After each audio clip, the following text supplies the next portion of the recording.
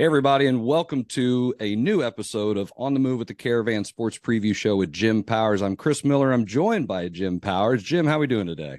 Doing great. Tried to catch my breath a little bit over the last week or so, but I mean, obviously going right from the fall sports, which what a terrific ending to the fall season it was, and then jump in, feet first into the winter sports with basketball, and I get a chance to go out to Columbia this week for the Norm Stewart Classic, which we'll talk about here in a little bit. But yeah, it's just been a whirlwind, but what a terrific historic season it was on the football side of things. Right, right. And let's talk about a little bit about that with the recap of the Class 3, 4, and 5 state championships.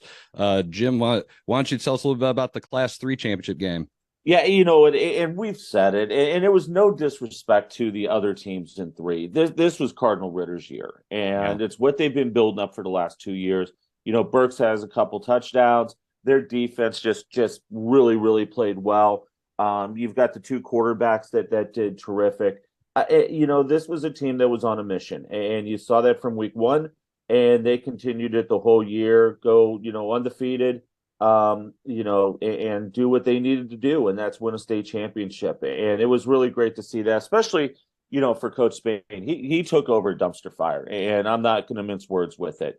You get thrown into a situation like that. Normally, it'll take more time to recover from that. I mean, you're talking about getting pulled out of the playoffs because of an illegal player, new coaching staff, kids going all over the place, but he was able to come in, steady the ship, and get it going in the right direction. And I tell you what, I think Cardinal Ritter is going to be a team that we are going to talk an awful lot about for many years to come because of the groundwork that Coach Spain has done. And I'm going to say this, I know the rules. I get it. But my gosh, you win a state championship. You're the coach of the year.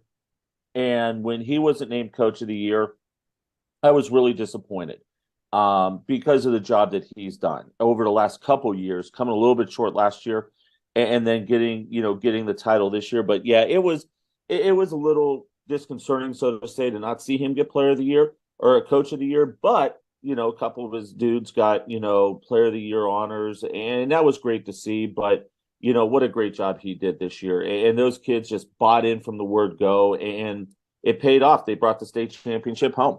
Yeah, and they can play with any class. So, I mean, they're going to be, like you said, they're going to be in the mix for things in the future. And let's move on to Class 4, where we said it's going to be tough to stop St. Mary's. Jim, let's talk about that one. Yeah, I mean, St. Dom's was right there for the first quarter. It went back and forth. St. Mary's got a lead, but then Jackson Overton goes down. Second drive of the second quarter, I believe it was, and you just saw the air come out of the sails, so to say. And then St. Mary's saw that, and that's what a good team does. They take advantage of those situations, and they just poured it on, and they did it in all three facets. They got, offensively, they were, David Leonard's just a really good quarterback. Then they got a punt return for a touchdown. Then their defense got an interception, and that turned into points. And then the snowball just fell, and it just rolled into an avalanche, so to say. I mean, the two losses that St. Mary's had this year, an 8A team over in Illinois, a 25-time state champion down in Kentucky, and they weren't going to be stopped. And St. Dom's had a terrific year, and it was really great to see both Ken and Blake Markway share the coach of the year honors this year, because I tell you what, with all the adversity that St. Dom's went through, even just to get to this point, like we talked about a couple of weeks ago, for those St. Dom's kids to buy in to get to the state championship so that their guy can get an opportunity to play, that spoke volumes about the culture that Blake has built up at St. Dom's. But my gosh, St. Mary's was so good once again. And, they get the back-to-backs last year in 3, this year in 4. Who knows? They may move up to 5 next year, and we'll see what happens in that mess. Yeah, I mean, they've got some things the school has to take care of, obviously, Sure. for next year, and we hope for the best for them. And moving on to Class 5, your favorite class.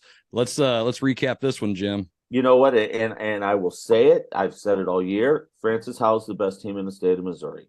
to get through the gauntlet that they got through, to win the games the way that they did. And they just came out and just punched Fort Osage in the mouth. And Fort Osage didn't have an answer. Adam Shipley, I've seen a lot of great quarterbacks in the state championship games. The performance he put on in that state championship game, Chris, was just unbelievable. Threw for about 85 yards, but he rushed for over 200. And he made some big plays. And, a lot of credit goes to his offensive line. A lot of credit goes to his receivers and, his tight end, Brett Northfleet. I mean, his first touchdown run, he broke it out for about 35 yards. But the biggest part of that whole play was Brett Northfleet basically pancaking the free safety at the 10-yard line to get Shipley into the end zone. That's just called a total team buy-in.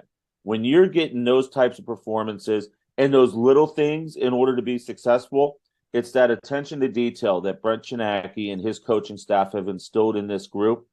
And once again, they just played a terrific game. They hit it on all three facets of the game. And Fort Osage just couldn't come up with an answer. Osage is a great team. Fort's got a really good quarterback, really good running back, but it was how. And we called it from the get-go. I knew that they were going to be somebody we were going to talk about deep into November and early December. And, for them to get their first football championship out at Francis Howell, it was pretty cool. And I will say this, the crowd was unbelievable for that game. I mean, between the Howell folks and over on the other side with Fort Osage, it was one of the best crowds I've seen at a state championship game that wasn't at the Dome in many, many years. It was such a great atmosphere for those kids to participate in. And that's what you want. I mean, at the end of the day, it's those memories with the fans, the families, and then the kids. They get to carry that the rest of their lives. So, but you're right. Hey, you win Class 5, you're the best, and that's just kind of how it goes. So I know we got to shift gears here. We've been talking about football for like the last 16 weeks. So we've got to move on to a winter sport now. So that's kind of one of the reasons why we wanted to change the name to a sports preview show. So it's not just basketball, because we'll be highlighting other sports during these times. But let's jump right into the MBCA rankings, the Missouri Basketball Coaches Association rankings. And we always have controversy when it comes to the rankings, because people are going to disagree with what team should be where and who votes and all this other stuff. But Jim, why don't we talk a little bit about what you've seen in the rankings? We've had the preseason polls came out, and we just had the first official week poll come out on Tuesday, or I think it's Monday or Tuesday. Yeah. And once again, not a lot of surprises, so to say, when you look on the boys' side in Class 6. And I'm going to tell you right now, Chris Neff and the job he does out at Staley, they came close last year. This may be the year that he finally gets that state championship. They're terrific. They deserve to be the number one. Here in the local area, CBC is the number 8 team. I had a chance to see them play over at Webster this past weekend. This isn't your typical CBC team. You got a lot of young kids that are out there. They're going to grow throughout the year, and playing in the Webster tournament and winning the Webster tournament, which is a really good tournament year in and year out. And then they're going to play out at the Norm Stewart Classic. They were supposed to play Memphis East. Some travel issues with Memphis. They're not going to be able to come up now, so they're going to play Kickapoo, which I think is just going to be a terrific ball game for them. I mean, the job that they do down there is terrific, and they're receiving votes in the Class 6 side of things. Then you jump to Class 5.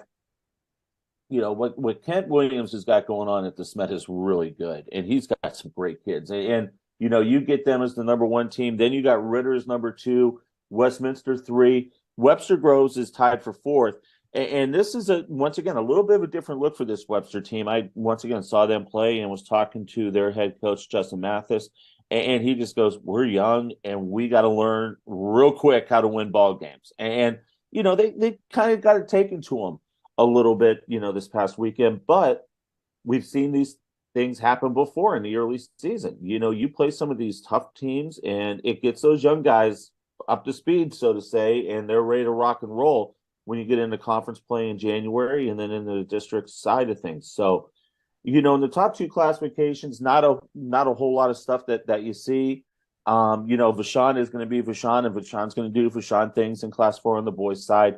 Tony Irons has got another terrific group this year. I think they're the odds on right now at Class 4. But I think it's going to be a little bit of a tougher road because I think everybody else is kind of seeing that they need to play at the level that Vashon's playing right now in order to get there. Yeah, and I think another team that should be very, that Vashon and everybody else should keep their eyes on is Father Tolton. Father Tolton always plays a really good schedule, and I think they've had some younger kids in the past couple years who are now older. And the same thing with Whitfield. Whitfield's had a bunch of younger kids who've played a lot of varsity ball who are now playing in their second, third, fourth year even as varsity players. So I look for those two teams to make a little bit of hay. I'm going to jump on Class 5 and talk a little bit about Cape Girardeau Central. And they're good. They have have probably one of the best freshmen in the state, and that's just a team to keep your eye on. Them and Borgia is right now, they're rolling, and I believe they're about 7-0 at this point, and when the rankings came out, but they're going to be a tough out, and they always are. And the way that they play and the style that they play is very difficult for teams to play with. You know what? We talk about Class 5 in football. Look at Class 5 on the boys' side of basketball. I was just about to say, Class 5 in basketball is a meat grinder. It is loaded top to bottom. I mean, you talk about a Helias team. You've got a Pembroke Hill team. Then you got two teams that are receiving votes in Hogan Prep and William Chrisman, who are regulars.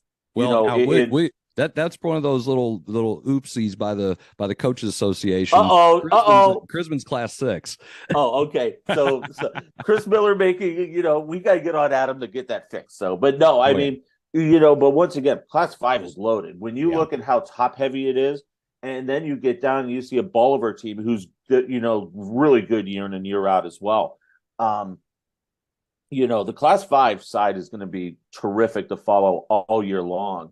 And especially with, you look at the Smet, they got the number 1 seeded Coaches versus Cancer in just a loaded, deep field that'll play over Christmas break.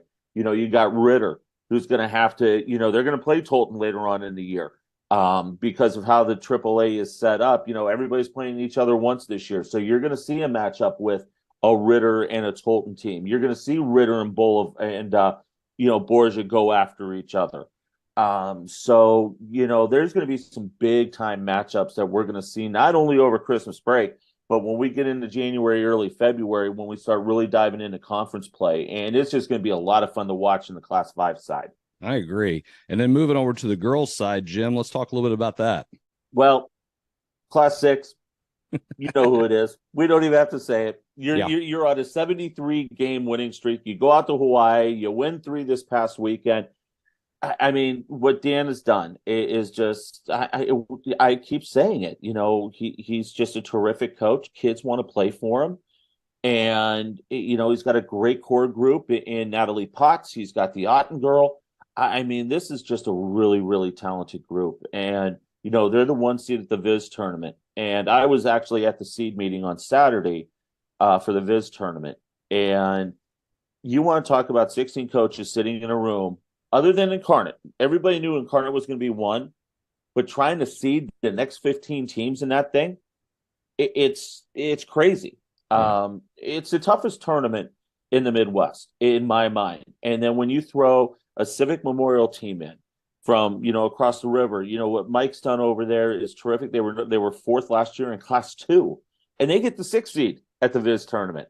That says a whole heck of a lot about a Class 2 team coming over across the river to do battle with, with the likes of John Burroughs, who got the 2 seed, defending state champs. Then you got a Eureka team, and James Alsop has got a terrific crew coming back again this year. Then when you look down, you got teams that are ranked in double digits or seeded in double digits that are really, really good teams. And that's so, but when you look at Class 6 on the girls' side, Incarnate 1, absolutely. Pattonville is going to be a team that's a dark horse to watch. They've got a really great young group coming back from last year. They're like Burroughs. They didn't lose anybody due to graduation from last year. But then you look at Eureka, you look at House Central, you look at Koryezu. St. Joe's has bounced back. I mean, they've had a gauntlet to start the season off, but you look at where they bounce back. But the thing that struck me was Rockbridge sitting at number 9. I mean, when's the last time we've seen a Jill Nagel team not in the top 5? Right. In the early season polls. But Coach Perryman's done down at Nixa, I think they've got a terrific group. I mean, Class 6 is going to be a lot of fun, but unfortunately, I hate to say it, you're playing for second place because I just don't see Incarnate losing an in-state game. Now, the big question is, can they run the next 30? Because if they make it to the state championship, they would get them over, they'd be playing another 28, 29, 30 games. That will put them over 100 in the consecutive win streak and puts them within striking distance of what Stratford's girls did a couple years back and won, and I believe it was 123 in a row. Yeah, and that's just insane. Yeah. I mean, just consistency, the talent, and this isn't Incarnate playing a bunch of cupcakes either. No, when they play their non-con and they're traveling out of state, they're going to Hawaii. They play down in Florida. I mean, Dan sets this schedule up to where it's not easy. They're not going to be handed a lot of games on a silver platter, and that's the pretty cool thing about the streak and what they're doing and all that kind of stuff. And then you look at Class 5. You got Bros that got bumped up to 5 this year. They're number 3, and once again, a team that lost nobody from last year's state championship team.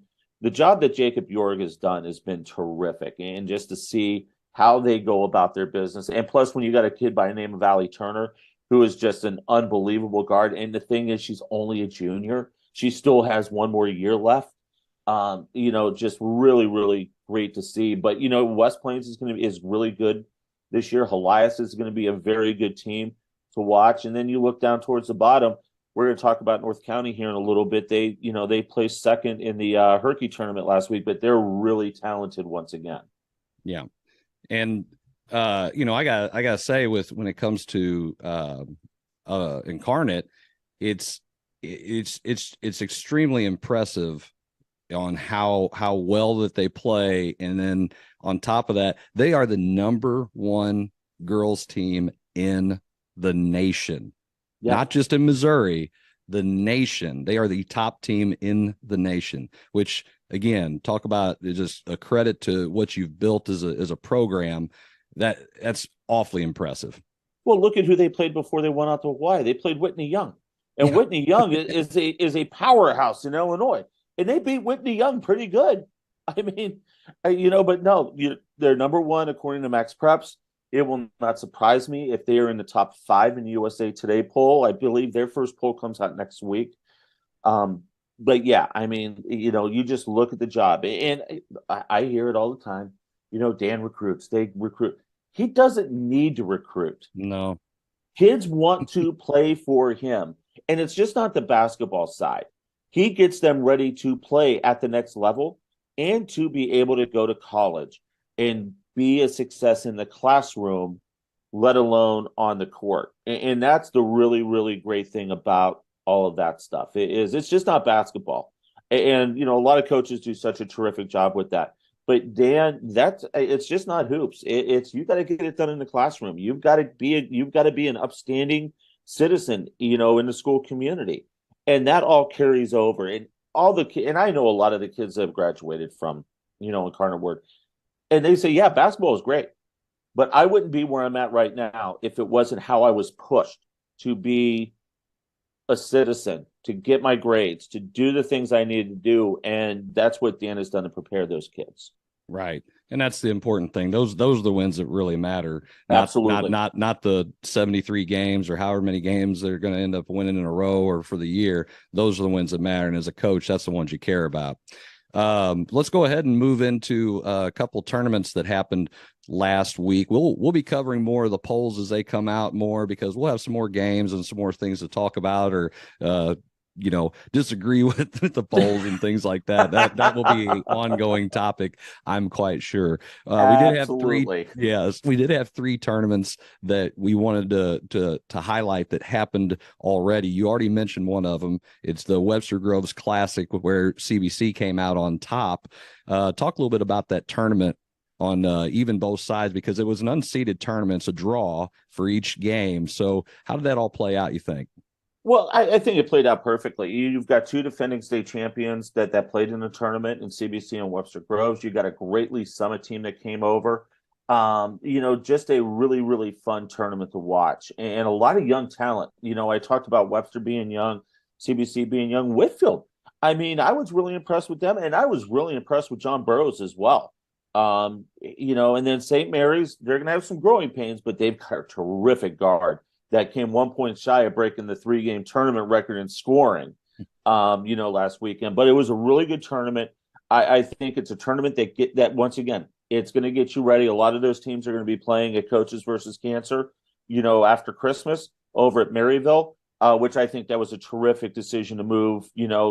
Lafayette was terrific as a host for many years, but getting it into that college feel, so to say, playing on the college court, and that I think it's going to be terrific for Coaches versus Cancer. But you've got some teams that were really successful at Webster that we'll see over Coaches. So it was a great tournament. CBC did what they needed to do. But once again, this is a little bit of a different CBC team. We're going to see a lot more guard play out of what Coach Tatum's going to have with his guys. Not a huge inside presence, so to say, even though they got a couple kids 6'6", 6'7", but they're young and they're going to grow. And then you've got to go through the gauntlet of the MCC. So playing in that tournament, playing in Coaches is going to get them ready for just a brutal MCC conference this year. Yeah, and then St. Mary's is finishing 2-1. They took Burroughs to 4 points and then turned around and took 5th place in the tournament. I mean, is any coach at worst, you want to go 2-1. You want to win, try to win the tournament. You want to play for the championship. But at the end of the day, you got to try to pick up 2 wins, and they were able to do that. Whitfield, with what we talked about with them, I mean, they only lost CBC by 9, and CBC is pretty good. Burroughs is pretty good. Webster's pretty good. I mean, we have a lot of good teams in that tournament. So as you said, you're prepping for the season with those games. It's just like playing a good non-conference schedule, only you get a chance to get some hardware with it. And we'll go ahead and jump over to our next tournament to highlight and recap. The 25th Town and Country Black and Red Classic at Herculaneum. It's a ladies tournament, so that one was actually seeded. Jim, talk a little bit about that one. Yeah, and once again, I don't think the seedings were right. Because when you see the Pacific team at 3, and I believe they lost all 3, if I'm not mistaken, or they were 1 and 2 in the tournament. They were 1 and 2. And the way Riley's got his kids playing, if they don't come out of the gate against North County cold from the field in that first quarter, they played on even terms with North County the rest of the way for the most part. But Lutheran South and North County, definitely number 1, number 2. We see Lutheran South, they get bumped up a class to class 5 this year. Ben knew that going in. And when you got a kid like Ellie Boucher, who's just a terrific talent, that was named the tournament MVP, she's really good. And she's, she does a lot of great things. And they're going to be a solid team. They're going to be a team to watch out this year. North County just what North County does. They do North County things. They're physical inside. They've got shooters from outside that can knock down the 3 from any area code or any parking lot around the gym that they're playing in. But they're just so solid up and down, and they do such a terrific job. So once again, a great early season tournament, for Riley and for, Coach Winkler, Coach Jones, and those guys. It's kind of okay. What do we start working on now, to get ready for conference play, especially that brutal, the GCAA this year. I know, Herky's looking for 4 in a row, but there's going to be some teams that are going to push. You got a Pius team that is really talented, and they were receiving votes in the Class 3 side of things on the polls. So they're going to be a team to watch. And, I think the JCAA this year is just loaded, and there's going to be a lot of great teams. And so it'll be interesting to see how that all shakes out. But once again, a great early season tournament down in Jefferson County. Kind of get an idea on where teams need to be heading into conference play, which for some of those teams is actually going to start right before Christmas. Right. And we talk about St. Pius. I'm going to throw a little bit of home love out here. Coach Portell. Of course you are. Yes. He was pretty, he was disappointed not having a chance to play on the winner's side. And that game with St. Louis Notre Dame, he said we missed a lot of easy shots. And that's the thing about some of these kids. They got a lot of depth. They got a lot of youth, and their depth is is kind of young, so it's some of that growing pains, and he wanted to up the schedule a little bit. I mean, they're playing over the Sullivan tournament this week, and that's what you want to do. You want to try to get your kids a little bit prepared by playing that competition, and I look for them to make some hay at the end of the season as well. I mean, it was great personally to see those girls come out and get fifth place, and even Grandview played everybody close in that tournament. They were the 8th seed. They lost to Lutheran South by 11. Then they only lost to St. Pius by 8, and then they only lost to Pacific by 2 in the 7th place game. They finished with 8th place, but Coach Winkler has those girls playing a heck of a lot better than what their record looks like right now. Yeah, without a doubt. And for Pius, to play in that tournament last week and then going over to Sullivan, I'll put my AD hat on. We were supposed to play Pius on Monday, and Tilden called me and said, "Hey, we have a chance to play at Sullivan. Can we, can we move the game?" And I said, "Absolutely. If it's going to help your kids get better." And plus, too, with our kids coming off of playing down in Springfield at the 48 hours of basketball. That AD, I don't know who he was trying to schedule all that stuff over a 48-hour period. He must be insane or something, but but no, I mean, for Pius to have the opportunity, and the Sullivan tournament's a terrific tournament. There's some great teams down the I-44 corridor that play in that tournament, and to give them that experience. When Tilden called and said, "Hey, can we do this?" I said, "Absolutely." Give your kids an opportunity to go play. That's why we went down to Springfield and played. And our kids enjoyed the trip. It was a lot of fun. So if we can reciprocate and do, and that's what the cool thing about ADs working together on a lot of different things to make sure that the kids are being put into places where they can be successful and to get them ready for conference play later on in the year. Right. And then moving on to our last tournament, we wanted to highlight the 67th annual Gene Steighorst tournament at Hillsboro, which is always a good tournament, always great competition, and always great games. Well, what do you think about that one, Jim? Well, you knew the firepower was coming in that championship game, and I really wish I could have watched that one live. But my gosh, just once a year in and year out, you get great early season teams, you get great tournament play. The final was outstanding. For North County and Hillsboro. I mean, just two great teams that love to get up and down the court. And once again, it's that type of tournament that gets you ready. And I will always say this, and people will get tired of me saying it, but you've got to play these types of games in December. And, what I always say about the basketball schedule is there's 3 portions of the season. Late November, December, that's what I call the silly season. It's because you're playing a lot of tournaments. You're trying to see where you're at and where you stack up and what you need to work on. Then you get into January and you play conference. And that's where you're looking for conference hardware. You're looking for that seed, to get that higher seed in the district tournament. Especially this year, that's going to be really, really important the way some of these districts have shook out and go into 6 classes again. And then you get into the postseason. So, playing in the Steighorst and, seeing a championship game like that, just so much fun to watch. And great teams down there that got a great experience.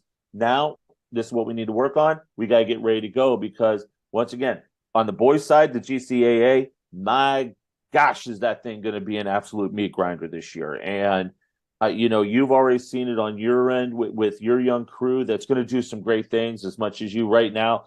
Kind of don't say that, but I think your kids are going to really, figure a lot of stuff out. You look at what Jarvis has got going with the Herky boys, and that was a terrific win for them last night on the road down at Kingston. I just think the JCAA on both the boys and girls side is loaded this year, and we're going to see a lot of great basketball from down in Jefferson County. I agree. And, looking at the finals there, I mean, Park Hill Central, the score is a little deceiving how they beat Festus, but Festus already beat them once this year already at home. So it was kind of cool to see that matchup. And then Hillsboro North County was kind of like a great game just to watch and see what happens. And here's the dark horse, I think, in the large school conference. Windsor only lost to North County by 1 point. Then they turn around and they play a tough Seckman group and they lose to them. They play for seventh and win seventh place. But what Coach McCarty has going on over there at Windsor with those kids, they play so hard. They all play together. They play together all summer. Yeah. And they do a lot of really, really, really good things. I look for them to really jump up and do some special stuff. They're a team that I would not want to play later on in the year.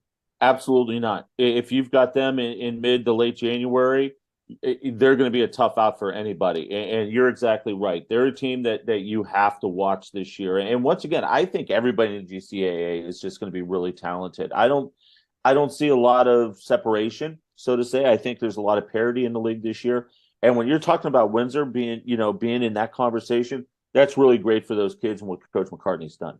Yeah, and it's awesome for them. I mean, I love it, and he's such a good dude to talk to, and then obviously bounce ideas off of. So, I mean, it's just one of those things. It's kind of one of the reasons why we like to highlight these games and these players. So, talk a little bit about the Norm Stewart Classic, Jim, for us to wrap up here. Yeah, my weekend of no sleep. It's such a, when I got the phone call many years ago to ask if I would want to be involved with this, and when it's Norm Stewart making that phone call, it's like, okay, I'm in. I don't care what it is, I'm in 100%. And I've been a part of this since the inception. I had to take 1 year off because of working for Maryville. Our soccer team was down in the regionals. But this is such a terrific event, raising awareness for cancer.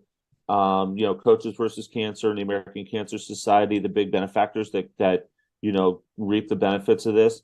But anytime you talk to coaches and you talk to kids and they get a chance to be a part of this event, their eyes just they brighten up, and to see the kids be able to come and play at Mizzou Arena before the state championship. It's just a terrific thing. This year, a little bit different. We're going to do 4 games on Thursday. Then we'll take Thursday night off. We won't do the overnight on Thursday night. And then we'll get back after it Friday morning at 10 o'clock. And then that's where it'll all roll until about 10 o'clock on Saturday night. But some great games, some great teams. A lot of the teams that are ranked, are in the Norm this year. A couple national powers, I'll get a chance to call the Link Academy, SoCal Academy game on Thursday night at 8 o'clock on Stadium Network. Then you've got some other games. We mentioned CBC and Kickapoo playing. Tolton's playing Bartlesville, Oklahoma, outside of Tulsa, a terrific team.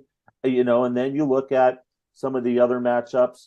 I mean, it's just a fun tournament, shootout for these kids. And plus, too, it's raising awareness for a great cause. It's very near and dear to Norm Stewart's heart, and that's the cancer. We all know the struggles he's had. We all know, the great stories between him and Lou Henson. Every year when I get a chance to sit down and talk to Norm, that's one of the things that we always talk about was just him and Lou and just the battles that they used to have. And it's really neat to see that. So we're really excited. I'm excited to be a part of it again. That's why I'm heading over and going to try and get a little bit of rest and, get ready for a lot of basketball in a short amount of time. But it's so much fun. And the Coaches Association does a great job in being a big part of this. Denny Hunt, Jenny Hopkins, Sean Erickson, those guys are so terrific. Brad Hayes, who kind of, oversees everything with Denny when it comes to it. Those guys do a great job in making up the matchups and doing some great things. And this year they took on and added, the tournament down in Springfield this past weekend, which the Rosati girls had an opportunity to play in, and they had a blast with it. And then a couple weeks ago, Sophie Cunningham, and Norm got together to do an all-girls tournament. So I really like the direction that this is going. But once again, anytime Norm Stewart's name's on something and you have a chance to be a part of it, you do it. And that's the cool thing about it. Absolutely. And a few years ago, when I had my kids at Grandview, we went up there. We played on a Friday night and went up there and played at 7 o'clock on Saturday night against Father Tolton with all of the the Porter family was in house. I'm not sure why we got them, but they said we were class 3. That did not go very well, but I'll tell you what, my kids loved it. We stayed the night. Yeah. It was a good team bonding thing.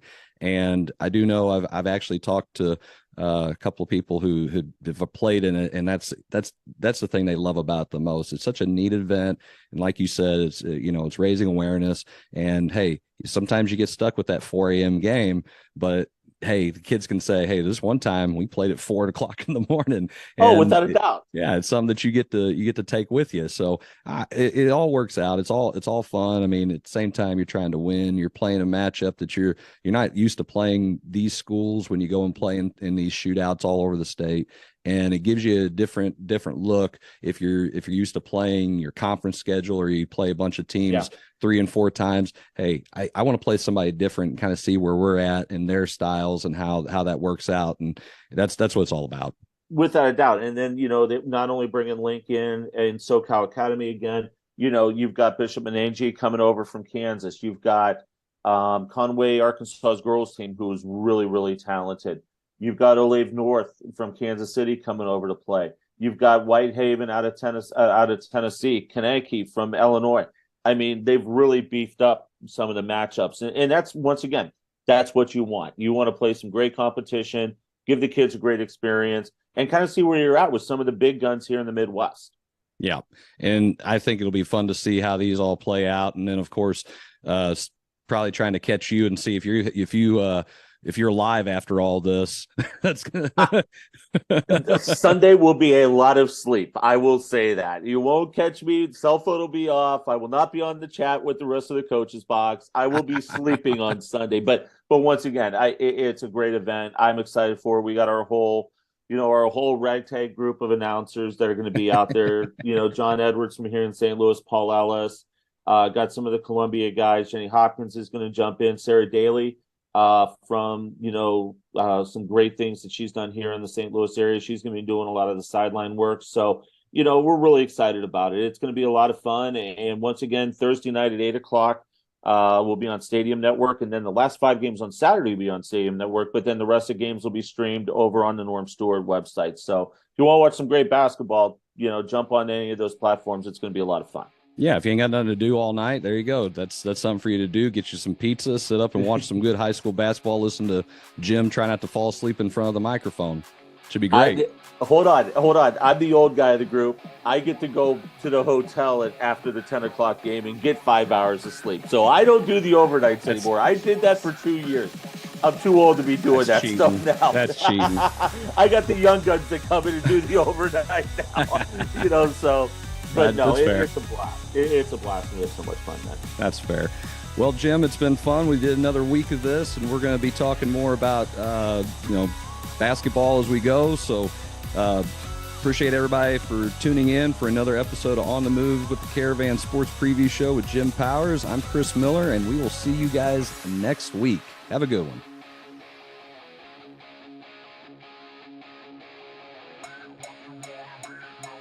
Tune in for new episodes of Coach's Box each week on our Facebook page, YouTube channel, or the Streamline Sports app. And you can also listen to our show on Apple Podcasts, Google, and Spotify. This episode of On the Move with the Caravan is brought to you by Off the Rails Media. Life's more fun when you're off the rails.